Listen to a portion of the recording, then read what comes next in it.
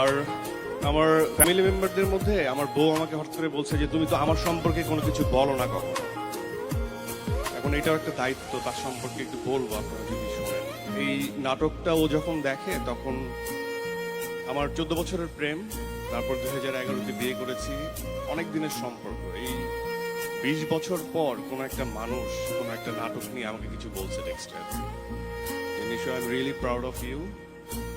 সত্যি তুমি অনেক সুন্দর অভিনয় করো, ভালো মানুষ হও, কখনো ভাব দেখাবে না, আর আমাকে অনেক সুন্দর সুন্দর গিফট দিবে।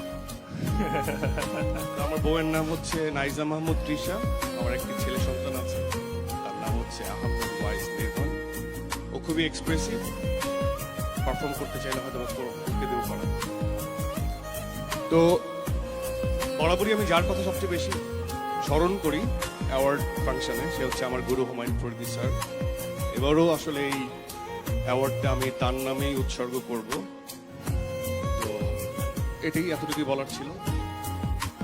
সবাই সুস্থ থাকবেন, ভালো থাকবেন, এবং যারা যারা এখানে উপস্থিত সবাইকে শুভকামনা। যারা নমিনেশন পেয়েছেন, যারা পুরস্কার জিতবেন তাদেরকেও শুভকামনা, যারা নমিনেশনে আছেন তাদেরকেও শুভকামনা।